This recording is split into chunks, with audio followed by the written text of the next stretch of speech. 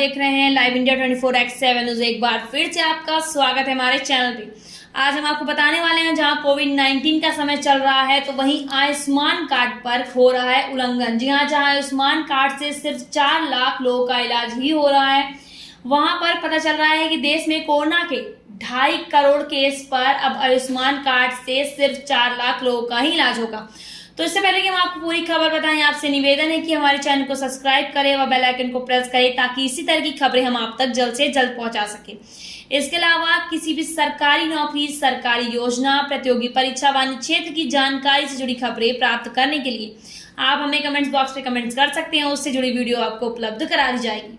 अब ले चलते हैं आपको सीधे खबर की ओर। केंद्र सरकार का दावा। जी हाँ, केंद्र सरकार ने जहां किया था दावा कि आयुष्मान भारत प्रधानमंत्री जन आरोग्य योजना पब्लिक हेल्थ की दुनिया की सबसे बड़ी स्कीम है। इस योजना के तहत आर्थिक आधार पर कमजोर परिवार के हर सदस्य का इंश्योरेंस कार्ड बनता है और 5 लाख रुपए तक का इलाज मुफ्त होता है। वहीं सरकारी अस्पताल, जहाँ सरकारी अस्पताल के अलावा अगर निजी अस्पताल में भी इलाज करवाया जाए तो इस योजना के तहत 5 लाख का भुगतान बीमा कंपनी की ओर से किया जाता है। वहीं पर सूत्रों के मुताबिक पता चल रहा है कि देश में फैली महामारी कोरोना के इलाज के दौरान यह कार्ड कितना काम आया है। क्या इस कार्ड के आधार पर मरीजों को निजी अस्पतालों में दाखिला मिला या फिर अपने स्तर पर इलाज करवाने पर बीमा कंपनी ने क्लेम दिया। जी हाँ, सूत्रों से पता चला है कि अभी कुछ दिन पहले भोपाल में चिरायु अस्पताल का एक वीडियो वायरल हुआ था, जो आपके स्क्रीन पर चल रहा है। आप देख सकते हैं कि इस वीडियो में आखिर डॉक्टर किस तरह से सलूक कर रहा है मरीज के साथ, जिसमें अस्पताल के एक कर्मचारी तीमारदार से बदतमीजी कर रहा है।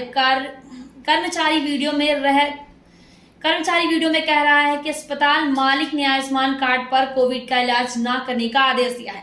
कोरोना मरीज की तीमारदार योगेश बलवानी की वजह से, जी हाँ, योगेश बलवानी की वजह पूछने पर कर्मचारी कहता है कि हम इसका जवाब तुम्हें नहीं देंगे, हम सरकार को जवाब देंगे। बाद में इसी अस्पताल में योगेंद्र की मां के इलाज के दौरान मौत हो गई।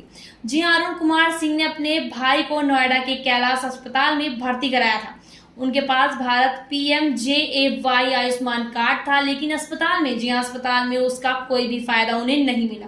उन्होंने प्रधानमंत्री और देश के स्वास्थ्य मंत्री को टैग करके ट्वीट भी किया, लेकिन किसी ने भी उनकी एक न सुनी। कानपुर के रहने वाले अभिषेक श्रीवास्तव के पिता के पास आयुष्मान कार्ड था। उन्होंने कानपुर के कई निजी अस्पतालों में अपने पिता को भर्ती कराने की कोशिश की, लेकिन किसी ने भी इस कार्ड को स्वीकार नहीं किया।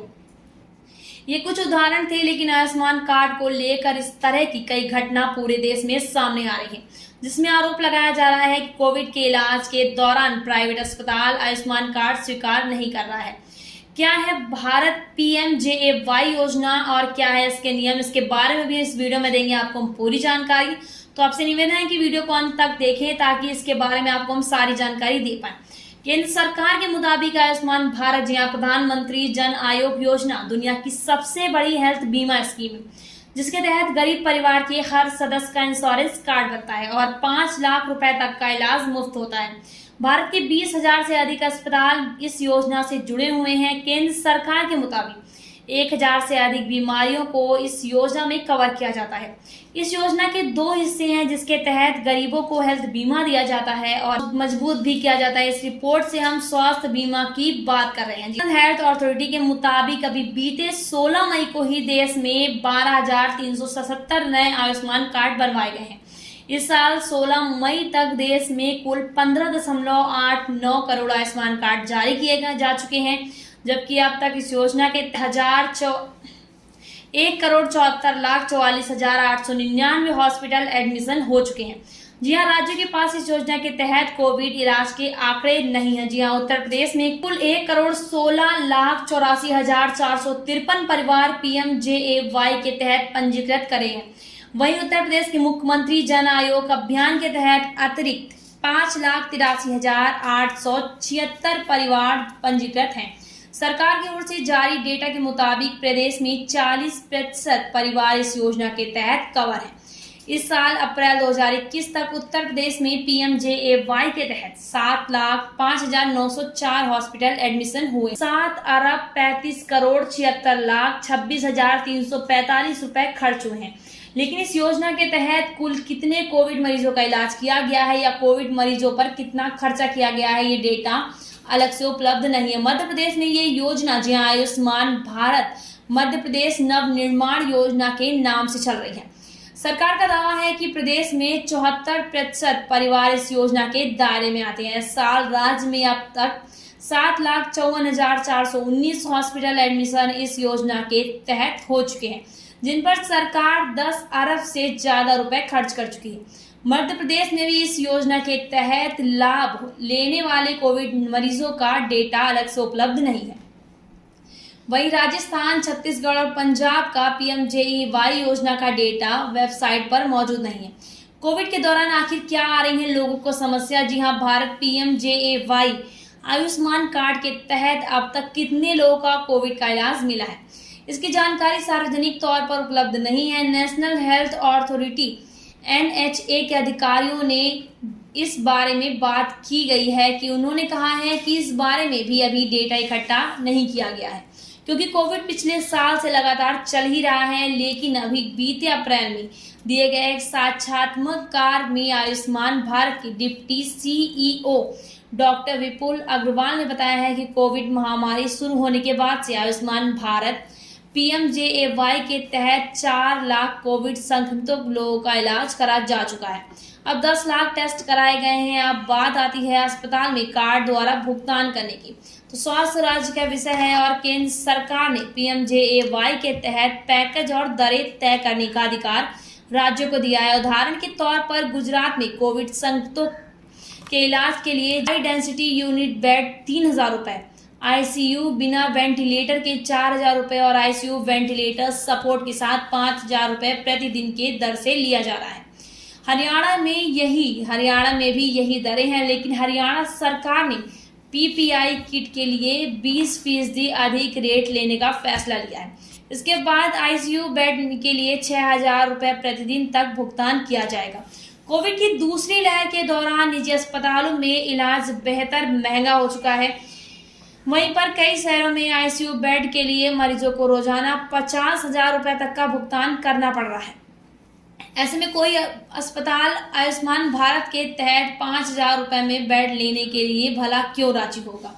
इस योजना के तहत देश भर में 20,000 अस्पताल पैनल में है।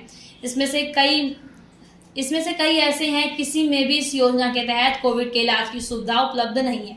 योजना के तहत निजी अस्पताल की जो दरें तय की गई हैं, वहीं कोविड के दौरान अस्पतालों की दरों से काफी कम है। इस वजह से कई निजी अस्पतालों में कोविड मरीजों को दिखाया जा रहा है। तो वहीं आते हैं अब एक्सपर्ट क्या कहते हैं इस पर। हेल्थ एक्सपर्ट चंद्रकांत लहरिया मानते हैं कि प्राइवेट अस्पतालों ने कोविड-19 की सेवाएं मरीजों को सरकारी रेट से कम होने की वजह से नहीं दी है।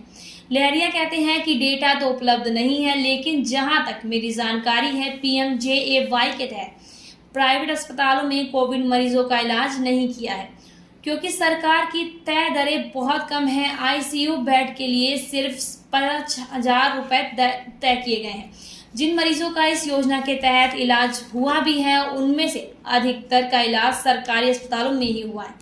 अगर आयुष्मान भारत के सीईओ की बात मान ली जाए तो इस अप्रैल देश भर में, लेकिन जहां तक मेरी जानकारी है पीएमजेएवाई के तहत प्राइवेट अस्पतालों में कोविड मरीजों का इलाज नहीं किया जा रहा है, क्योंकि सरकार की तय दरें बहुत कम है। आईसीयू बेड के लिए सिर्फ 5,000 रुपए तय किए गए हैं। जिन मरीजों की इस योजना के तहत इलाज हुआ भी है, उनमें से अधिकतर का इलाज सरकारी अस्पतालों में हुआ है। अगर आयुष्मान भारत से सीईओ की बात मान ले तो इस साल अप्रैल तक देश भर में 4 लाख कोविड मरीजों का इलाज पीएमजेएवाई के तहत में हुआ, तो बहुत ही कम है। डॉक्टर चंद्रकांत लहरिया कहते हैं कि हो सकता है कि आगे बढ़कर 4 लाख की यह संख्या 10 लाख हो जाए, लेकिन यदि 10 लाख कोविड संक्रमितों का इलाज भी इस योजना के तहत हुआ तो तब भी ये संख्या कुल मरीजों के अनुपात से बहुत कम है। देश में अब तक कोरोना संक्रमण के 2.5 करोड़ के करीब मामले सामने आ चुके हैं। इसलिए फेल रही है योजना। जी हाँ, कोविड महामारी के दौरान पीएमजेएवाई के बहुत कामयाब ना होने की वजह से बताते हैं कि लहरिया कह रहे हैं, क्योंकि इसकी ये स्कीम अगर एक खास वर्ग के लिए होती या फिर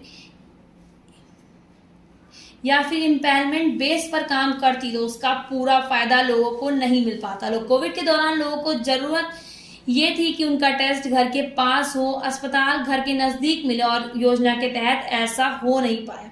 लेहरिया कहते हैं कि कोविड महामारी के दौरान अस्पताल भरे हुए हैं, लोगों को बेड नहीं मिल पा रहे हैं। ऐसे में लोगों की प्राथमिकता ये है कि उन्हें स्कीम के तहत इलाज मिले। उनकी प्राथमिकता थी कि उन्होंने तुरंत इलाज मिले, ऐसा हो नहीं पाया है। इससे पता चलता है कि आपात स्थिति में योजना नाकाम रही है। लोगों की मदद पहुंचाने के लिए सरकार को और अधिक कदम उठाने की जरूरत है। तो क्या हुआ कि कहा जा रहा है कि योजना पूरी तरह से नाकाम रही है। लहरिया कहते हैं कि देश में हेल्थ इमरजेंसी है, इसलिए सिर्फ इस आधार पर किसी योजना को जज नहीं किया जा सकता कि वो हेल्थ इमरजेंसी के दौरान प्रभावशाली नहीं रही। सबक ये है कि जब हेल्थ इमरजेंसी आई तो ये महत्वाकांक्षी योजना नाकाम शामिल हुई। जिस गरीबों के लिए इसे बनाया गया था उन्हें भी इसका फायदा नहीं मिल पाया। तो यदि कोविड-19 से जुड़ी रिपोर्ट इसी तरह की खबरों के लिए बने रहिए हमारे साथ और देखते रहिए N24X7 न्यूज़। धन्यवाद।